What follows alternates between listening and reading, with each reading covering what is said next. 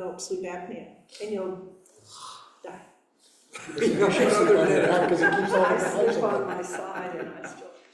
I do both, I do I both can't sides. sleep on my side, my arm's going to sleep. You know, that side hurts and then roll over and that Yep. side, yeah. Every 2 hours, it's a rollover. So did you go through this and determine that we will end at the, because I went ahead and started.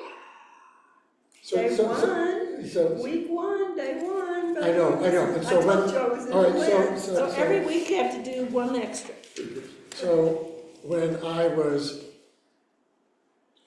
originally looked at all of this material, and I saw all of this, and I saw the leader's guide, which we have here, it said, well, you know, start with this, and then you've got 5 weeks. Okay. So as I was saying, okay, well, I've got to get ready about what we're going to do on this first session, and I read it again more carefully. And week 1 begins after the first session, so this is the first session. So see, you've already done your work for next week. That's not the point. My point is We'll end on Palm getting up Sunday. each day and reading and doing the meditation. Oh, good. So, So we'll talk about that. We're going to go ahead and doesn't look like we have anybody else that's joining us. Somebody maybe online. Somebody's online and is not. So this is what we're going to do today. yeah. We won't be here probably for the full time.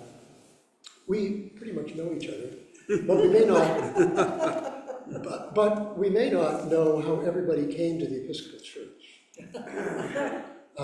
For some of us, that's easy, and for others, it's a longer I got story. married. We got married in my church and we went to his church. And then we'll do a little bit of overview and all of that. So we'll probably be done no later than 10. So as we've got important high-level stuff going on over here. Always. Always. Oh, man, you missed Technical.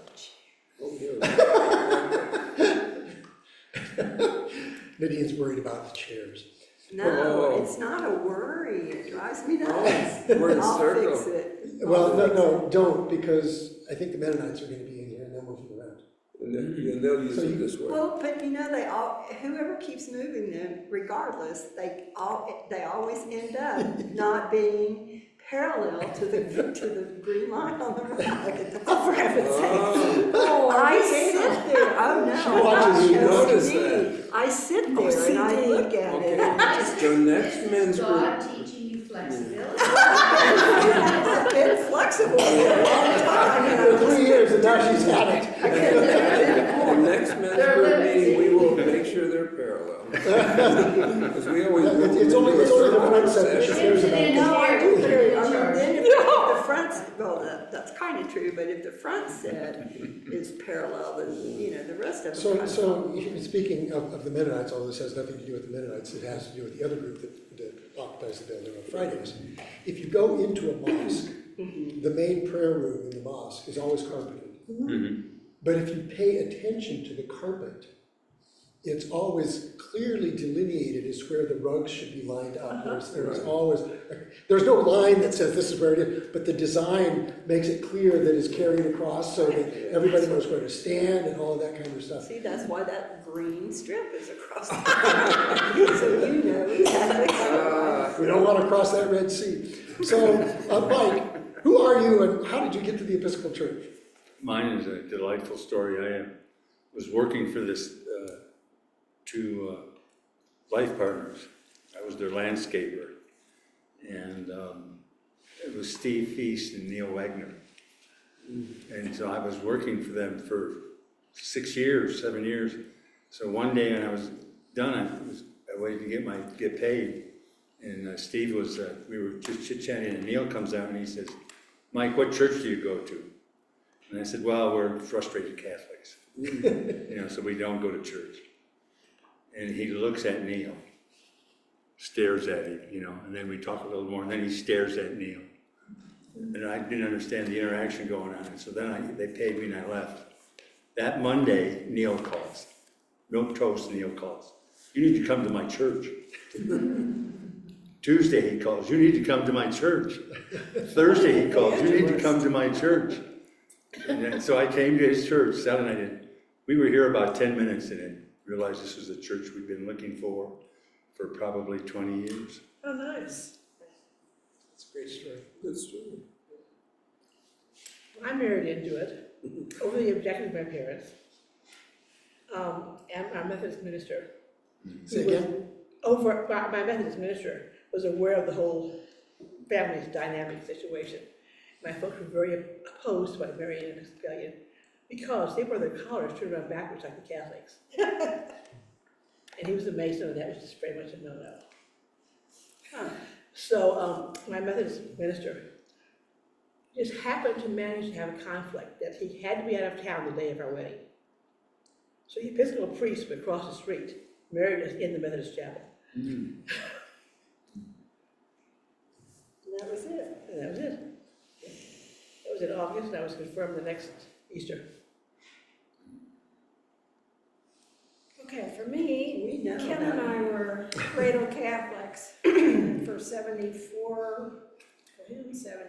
years, and have been unhappy with the Catholic Church for several years. We always kept making excuses. Well, my faith is my faith, so we'll just deal. And there was a lot of reasons, but anyway, started looking for another church, and we decided the Episcopal Church was probably closest to what we were used to.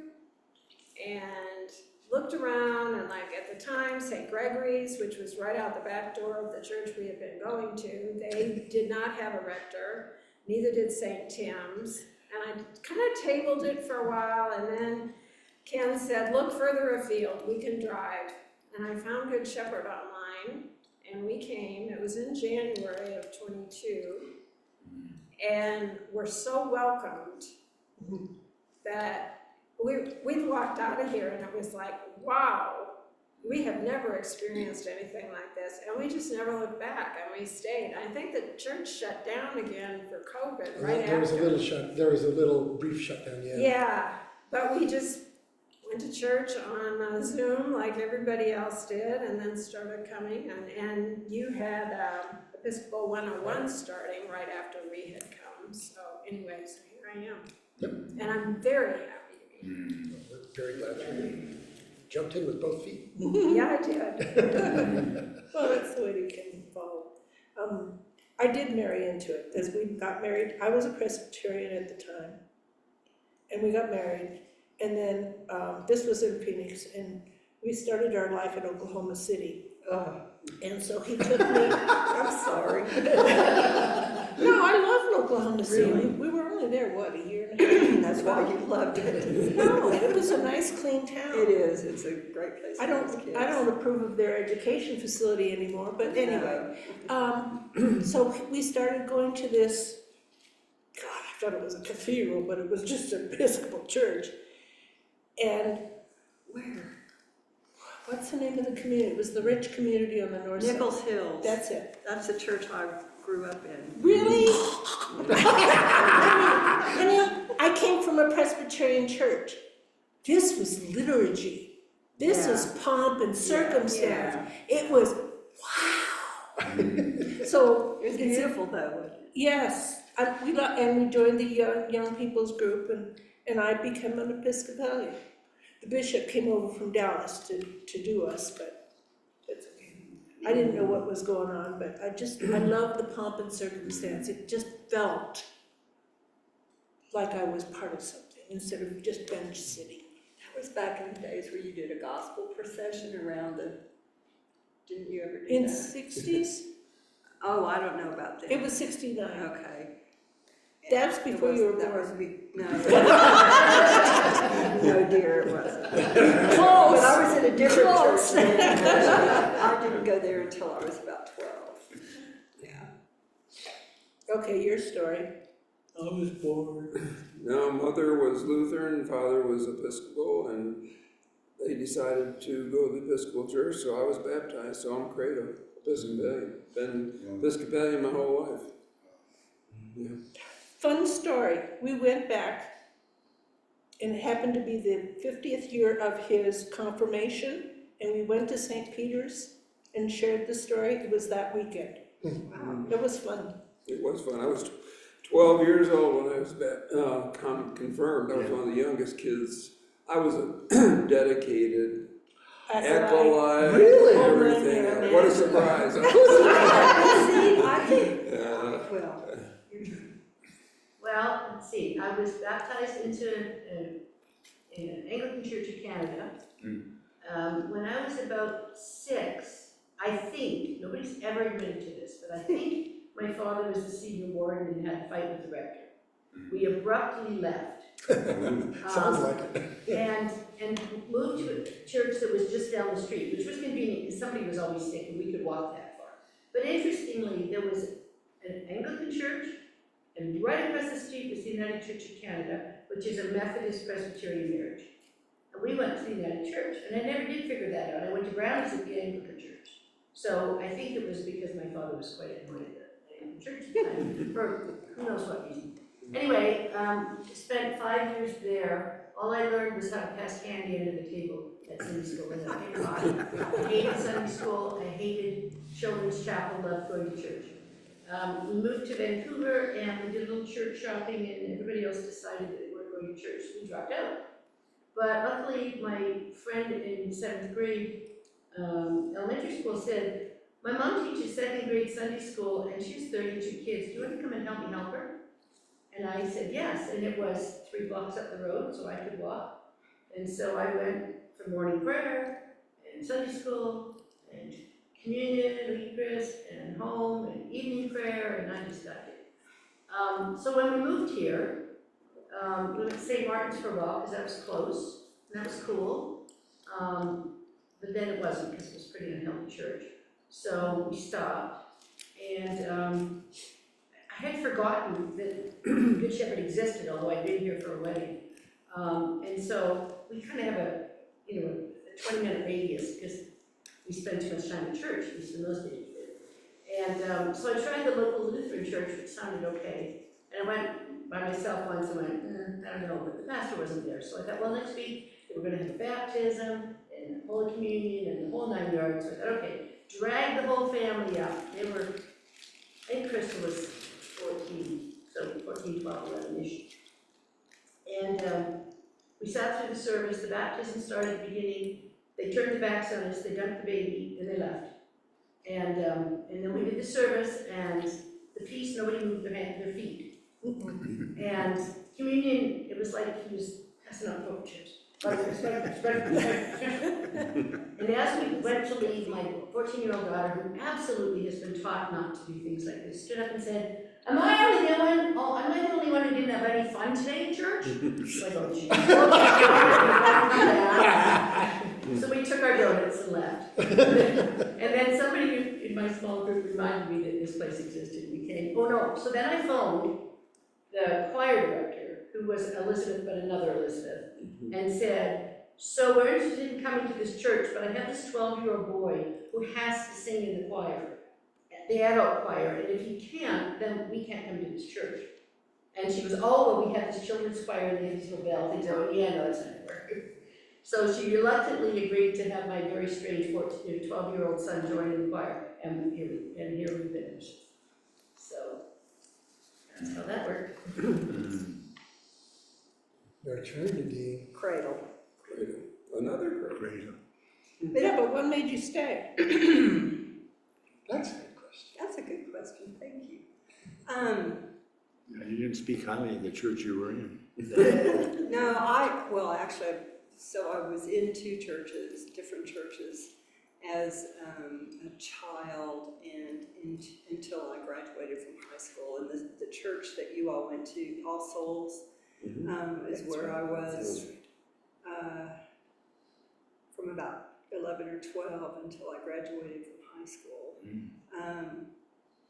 I think the reason I stayed, because my mom, our home was very dysfunctional while I was growing up, and the church was refuge to me, and music. And I didn't realize until I was doing those, multiple spiritual autobiographies that we have to do through the course of our life, that how important music is actually in my Christian formation also. So like when I was always in the choir, and my senior year of choir, in fact, I went to the prom, of course, and was up all night, and I still went to church the next morning, or that morning. I spent a lot of time in the bathroom, hugging the toilet, but I was still there, and I sang, and I got perfect attendance and all that, blah, blah, blah. But there was never any reason for me to leave, because I loved everything about the church. The liturgy was really important for me. I need that structure, but also just growing up, being able to ask questions and doubt and disagree, even back in the old days, was just super. But one thing I noticed as all of you all were talking, I'll give you a chance. I'll get 30 seconds, right? Is look at the people, and this is not a criticism of anybody who didn't grow up Episcopalian, but it is probably true about any church, but look at where we are at this stage in our lives, having been in the church and been formed from young people, well, even Catholic, just, then it makes me even more sad that church isn't more important in people's lives these days, because when I was partying in college even, and I lived 30 minutes away from All Souls, I would drive in and teach 6th and 7th grade Sunday school. Oh, nice. And that was as a 23-year-old too. That was pretty. Anyway, my whole reasoning for doing it, and I told those kids, was because someday down the road, you're going to have issues that you don't feel like you can go to mom and dad about, and you're going to need somebody bigger than you are, or something bigger than you are. And if you start if you start learning about this stuff now, and if you realize now that you have a place to go, then maybe you won't feel so lost when you get there. But it's going to happen. I promise you, those things will come up. So anyway, that's my story. And we're sticking to it. 30 seconds. For those of you who weren't at the first service, yeah. this will make sense at the second service. So I think, as I say in the sermon, I've told so many stories about myself to so many different people, I never know who all has heard them. And I have to sort of figure out that most of you have heard mine, but probably not. So I didn't grow up Episcopalian, and I grew up in a church that was basically an ethnic church. We were all German Baptists, and I was related to most of the people in the church. And it was 30 minutes away from home. And when I hit high school age, I wanted to be with my friends, not my relatives. And I wanted to be able to go someplace where I could get there without my parents taking me. And so I started going to a church where a number of my friends went. And it was a Christian church. That's the name of the denomination. And they did communion every week, which was new to me. And I kind of liked that. They also sang sort of gospel music, which was a little more lively than pietistic German hymns, which engaged me. And so then I was there for a few years. I went to their church college in Eugene, Oregon. And I'm a musician, you know that. And my music professor, my voice teacher, said, if you want to do church music, you've got to go to the Episcopal Church because they do it better than anybody else. He was not an Episcopalian. Interesting. But he was right. And so I started, and I remember walking in to St. Mary's in Eugene, traditional shape, but it had been remodeled, so it was sort of more contemporary in interior. It wasn't wood Gothic kind of stuff. And it was a Saturday night smells and bells service. And here's this good Protestant boy carrying in his Bible, sitting in the back row. And all of a sudden, the priest walks out and they start singing, I want to say Vidiacum, it's the other one. Anyway, the chant that the priest sings as the priest walks down, sprinkling holy water on everybody. And I'm saying, what the heck is going on? You know, I was wearing glasses at the time, I got contact glasses. The water on my glasses, it dries, and I've got mineral stains on the glasses. And then this whole thing commences. And I was just enraptured. Yeah. You know, I mean, it was the drama of that. And I forget what time of the year that was, but I joined the choir, started singing in that evening choir. Didn't sing in the Sunday morning choir, but I sang in the evening choir when I could. And I would always go into the church on Fridays and get the bulletin, so I could sort of figure out what I was getting myself into the coming Sunday. And I remember going in on Good Friday, just not thinking that this was any different than any other Friday. And it was late in the afternoon, so the Good Friday services already happened. And this was St. Mary's, and there was a guy in the church. He was a music professor at Oregon, but he was also a really accomplished carver, sculptor. And he had sculpted this. I had seen this every time I got in. Go in the front door, and here's this life-size sort of statue of Mary. Beautiful, beautiful, stylized, you know, simple, but beautiful. And I walked in and she was draped in black. Good Friday. And I looked into this is before the 79 book, okay? Just Yeah. And I look into the church, and all of the candles on the altar were black. Cool. We never did that. And you know, and so I'm looking on, and I had no idea what was going on, but I was going in, of course, Saturday night for Easter Vigil. And I'd never seen anything like this. And I'm sitting there, and all of a sudden, this fire goes on. And trumpets start going up in the front. And again, this was just sort of kind of all bets were off. And I ended up going to seminary, and I actually became an Episcopalian while I was in seminary, and confirmed at Grace Cathedral in San Francisco in 1979.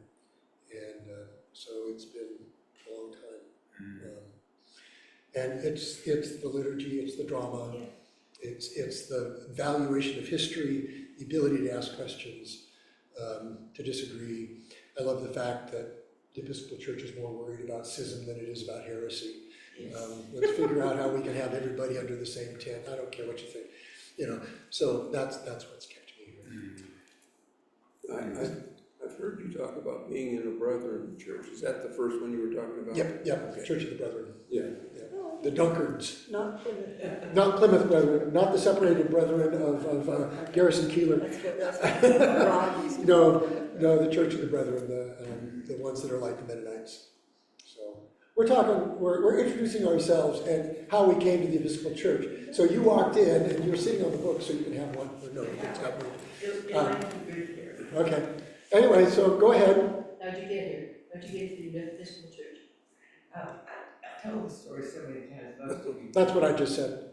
Go ahead. Tell again. Tell it again.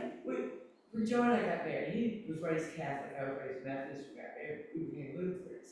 45 years we were with the Lutheran Church together, very involved in San Antonio's Lutheran community.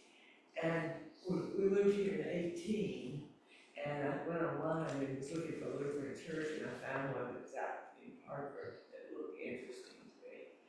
So we got dressed up, and I also looked at Episcopal, because we were connected with the Episcopal Church in San Antonio. We shared communion, we shared vacation Bible school, we shared all sorts of activities, and there was an Episcopal church in our backyard. So I felt comfortable with becoming a Lutheran. So I found this church online, and it was 4.8 miles from our house. So Sunday morning we were dressed, we started driving to this church in Parker. We drove, and Joe said, how much further it is. And I said, well, if you turn around, we're only 4 miles from an Episcopal church. So turn around, and Jim Wolf met us at the door. I can't imagine. The rest is history. And also Ann Pounds, who became very close with us too. She had been married to a Air Force general, and Joe was retired Air Force, so she felt it. And she knew that, she thought I might like to become a docent at Plum Tree Arts School. So we became very close. And it just felt comfortable, it felt good. They didn't have a priest then, but they had Jim. So that's how I came here. And then right after you came, in 19, I guess, 18. right after us, then you did Episcopal 101, and we took that. And then in June of 19, we were received by the bishop. And that cemented everything. Well, wonderful. We thought we knew each other, and now we know a lot more. So that's great. So what I want to do, and you all have the book, I'm going to show the slide just so that anybody who's online who doesn't have the book in hand will know what we're doing. Turn to page IX. And we'll popcorn this. There's no order to this, but I want each person, or as many of the chapters in the introduction, to read this, and so we hear it, not just see it. So somebody go ahead and start with the first paragraph.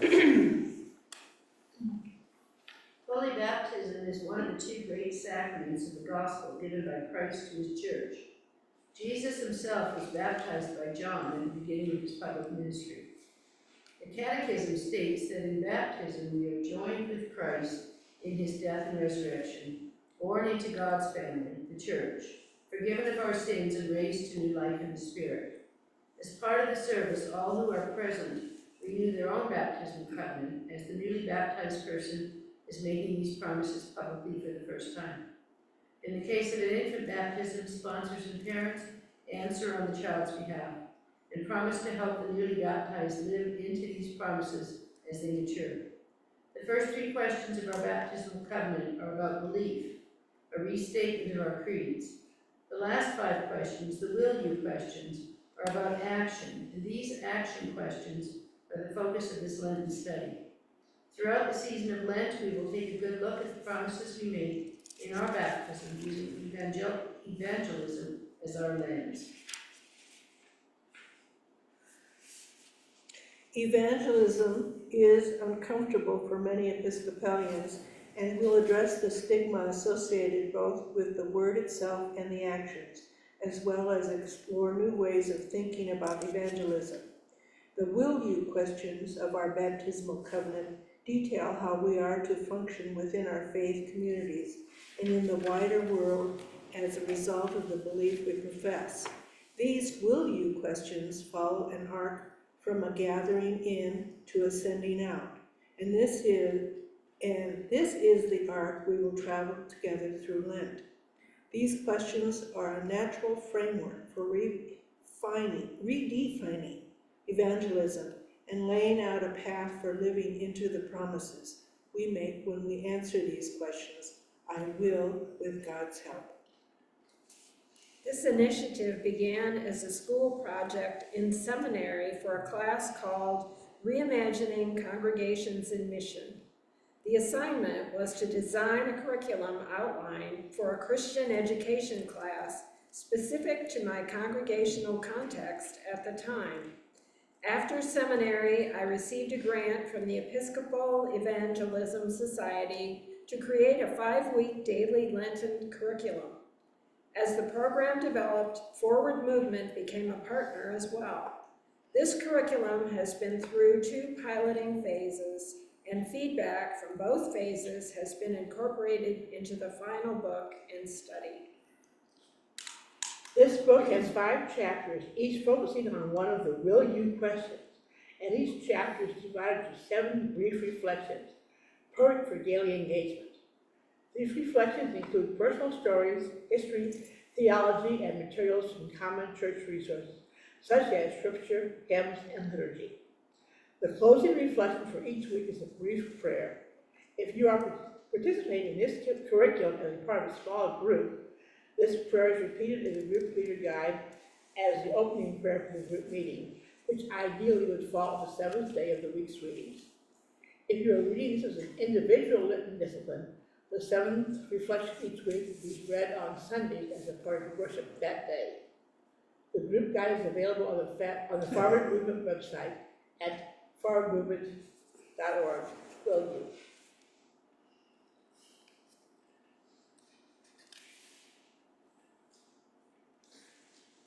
Each chapter highlights ministries across the wider church that illustrates the relationship between evangelism and that week's baptismal promise. I have also provided the resources and references in an appendix for further exploration. I have intentionally written in a first-person conversational style, in part because evangelism is invitational and personal. It is about sharing stories and sharing ourselves and our faith with others. In these reflections, I share my thoughts and theology, shaped my years in seminary, my work in as a hospital chaplain, my vocation as an Episcopal priest, and most importantly, my call as a follower of Christ. These reflections are an opening of the discussion, not an ending to it. Their purpose is to prompt you to reflect on your own experiences and belief. I hope they will prepare you to reframe your understanding of evangelism, either through the individual reflection or as a part of a lively and fruitful weekly group meeting. My prayer is that this book will inspire you to think in new ways about the promises we make to God, to each other, and to ourselves in our baptism. Thank you for reading and joining in the conversation. So, given what we just read, this will be a weekly discussion, so, I mean, you will be able to make it. If you can't make it on a Sunday morning, these will go up, the videos of these will go up later in the afternoon or during the week. So just, What time does this start? what's that? What time does this start on Sunday? This starts at 9:15. And I basically get the videos up, but they don't get sent out until Monday morning. I get the videos up later on. I like to attend, but I have to tell Ray. Yeah. You've got issues. That's right. So just some points to highlight. The book has 5 chapters, and each chapter is 7 daily reflections. So you've got something to do each day. Nadine's got a week off. She was eager. I've been teaching a class at ILIF that's online, and I've set it up so that they can't work ahead. You know, because the stuff is released at a certain point so that they can't work ahead. And there are reasons for that. I mean, it was part of the structure of the class, but when you've got the book, you can work ahead. So, you know, the chapters are reflections that sort of aim to the end of the week's discussion. So it doesn't start here, and these are commentary. The chapters work for what we'll be doing next week. Again, you know, everything will be sort of dependent on our willingness to discuss. There will be questions. I noticed looking through the material that there are some videos that they'll have us watch during this time together. So it won't be just us sitting around in a circle looking at each other. There will be some variety to it. And then, you know, bring something to write with. I saw that Nadine did, Jim always does. You know, write on for notes if you want to make notes during your reflections. That probably be helpful as we regather. And so each week there will be sort of, I'm not saying a prompt, but a guiding image for reflection. And of course, the image going into this week is, will you continue in the apostles' teaching and fellowship, in the breaking of bread, and in the prayers? One of the models that they had, that she suggested for doing this, was to actually start this as soon after Ash Wednesday as you could, perhaps with a meal in small groups and things like that. And that way you could have had breaking of bread and teaching and fellowship. Well, I figure we're between two services where we're breaking the bread, not to mention coffee hours and all of that, and we are praying and we are in fellowship. So that's what we'll be doing for the next 5 weeks here. And of course, if you want to join us on Wednesday night for soup, supper, and conversation about civil discourse, that's wonderful too. But these are two very, very independent offerings and of a very different sort of flavor, I think, which is what we hope. So, any thoughts or any questions at this point? I have a comment Yeah. I have that I did not ask about, and it's very important. Elaine came and sat down behind us in church that Sunday, and there was her priest, but she explained to us how communion was handled, and those Jim and Elaine and Ann have become very important to me, the way I welcome people to church, because I know how important that was. You're right, because 40 years ago, when we walked into the doors of this church, we were overwhelmingly welcomed. I mean, it's just something in this church. And as we're starting more building our congregation, those things are just so important, and those are the things I like to teach to people here, how important that is, or it was to me. Yeah, I absolutely agree, and I see, Sue, you were. First person we met was Duane. Everybody was in masks when we got here. Oh, wow. But we were here early because we didn't know how long it was going to take us to get over here. And we're sitting in the church and she comes walking down the aisle and says, "I don't think I've met you." And I said, "Well, we're visiting." Well, yeah. So the secret is if you're checking out a church, say we're from out of town. But you know, it is what you're saying, Duane, is that is a form of evangelism. That's a form of saying that God loves you. Yeah. And I don't know how many people here now, not in this room, but in this church, that I've done that with, and they're like family to me, and they say I'm like family to them. Yeah. Spiritual Sometimes. Yes. Sometimes some of us worry about smothering, but you know, I find, you know immediately if it's gonna be a smother, it's gonna back off. Yeah. But you also know when it's welcome. Yeah. And that becomes very important. Well, Jim was my first name. I was marked in the visitor spot, and I did not get in the door before he got there. Yeah. But I had gone, this is my second Sunday in town.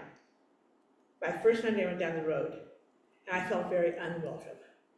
I felt shut out of all, I was officially welcomed into the service, but then went to coffee hour and all the groups shut me out, and I was like, okay, this is not for me. This is not what I was used to, a smaller and a very friendly group that I had been with in previous churches, and I just was not, and I walked into here, and before I left, I joined Alfredale that same Sunday. I had come from Alfredale, so that was a natural place for me to gravitate to find my own little small group. Yeah. And so what I'm hearing is if we can get people to the door. They're lost. That's That's a good chance. You know, when I first walked into these doors, we've been pretty burned by our last church, in very, very many ways. And so I've been in vestry, I was the head of Sunday school, I was the, Eucharist, Eucharist and prayer, sexton, and ran the Sunday school, Pentecost, picnic, single-handedly in the middle of a major asthma attack, and not one person helped clean up. At that point, I said, we're done. And so when I came here, I said, I'm going to be a pew potato for 6 months and do absolutely nothing. And, well, I didn't last 6 months. But I don't know, the first or second, probably the first week, I took my teacup into the kitchen and saw that people were doing dishes. At that point, we were doing dishes by hand. I said, give me a towel. I dried some dishes. I mean, nothing, just dried a few dishes, right? That week, I got 5 thank you cards in the mail. Mm-hmm. Wow. For, I don't know, thanks for showing up, thanks for doing dishes. I was like, holy crap, I didn't do anything. you know, and that was important. You know, just that acknowledgement of you are somebody, and we saw that you did something, and, you know, Thank you. yeah, that was pretty important. I wonder where all these people were when we came here, because it took us 3 weeks before get to- anybody talked to us. Mm, Oh my gosh. That's unusual. Well, when was that? 3 years ago. 3 years. Wow. Well, Jim must have been on I've vacation. always had a big inner desire to meet people that I don't know. And when you've been here as long as we've been here, you can pick people out pretty quick. And my technique that I love to do, and most people know about this, is I always ask people, would you like a tour of the church? Would you like to just see, walk around? And all I'm trying to do with that is get them to engage in a conversation and find out what brought them here, where their interest is, and where they can move forward in this church. And it works pretty well. Once upon a time, actually twice upon a time, he had the idea that he wanted to become an Episcopal priest. The problem was his wife was not going to be an Episcopal priest's wife.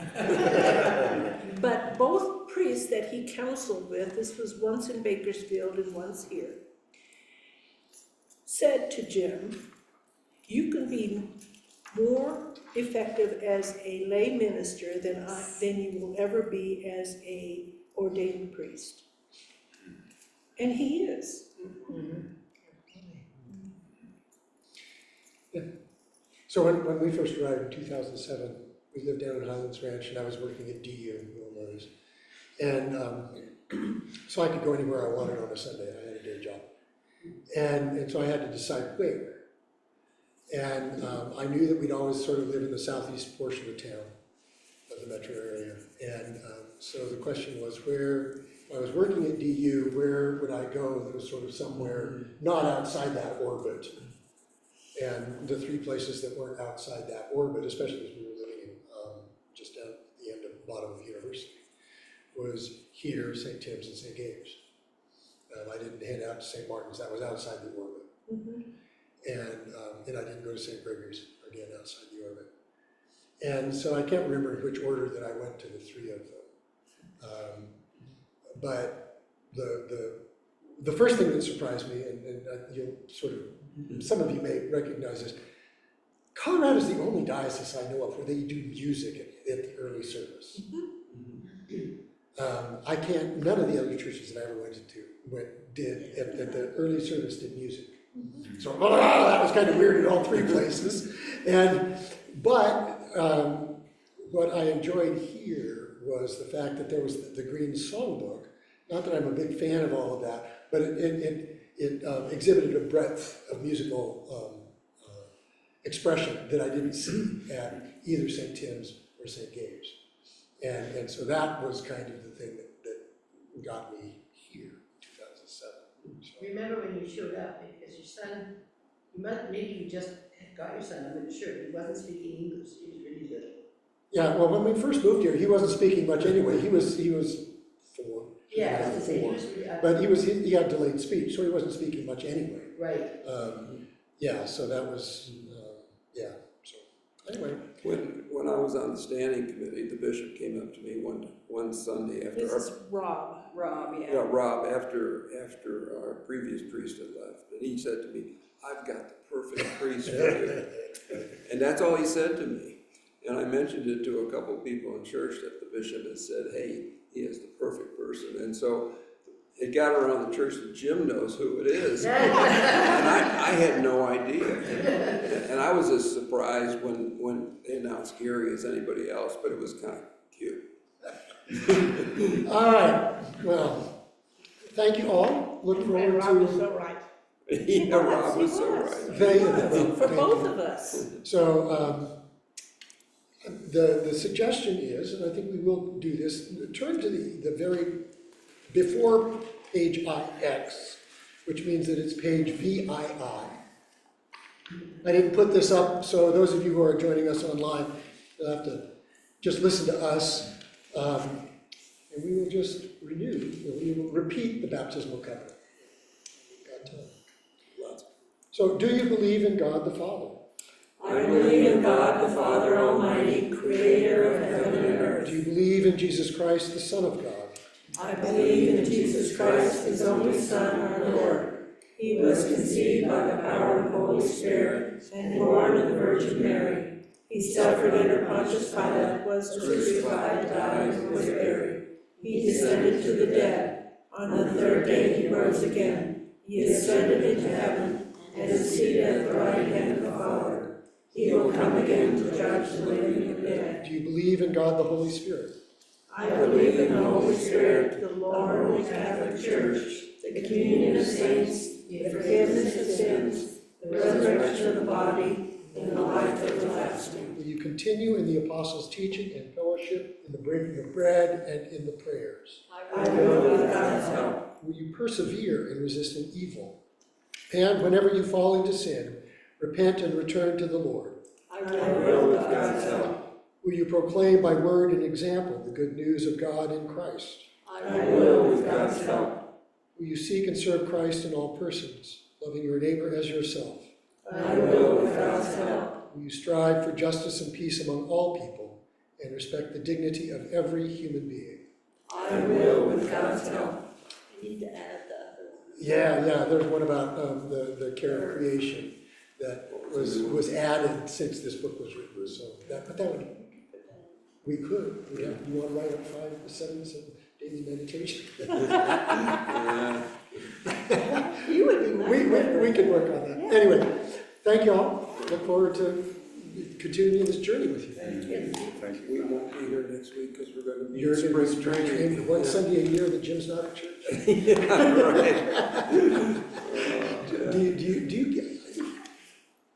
Do you have the books so you can keep track of singles and doubles and all of it when you go to a ball game? He buys the score every time, and he's there. Yeah. In fact, one of my first marriage vows was, when he's playing, thou shalt keep score. And I did. Okay, so we have to line these chairs up, No. right? No, No. this is left. Leave them here. I think If you all want notebooks, I have a collection of these little notebooks on their blank paper. I'll just bring them all. Yeah, bring some. If you want one. Brings them in, Thank you. perfect for Yeah. goals. Yeah, they're just little books and. Where'd he go? He's left all his papers on the ground. Jeez. Just can't take it What's he anywhere. got so long for?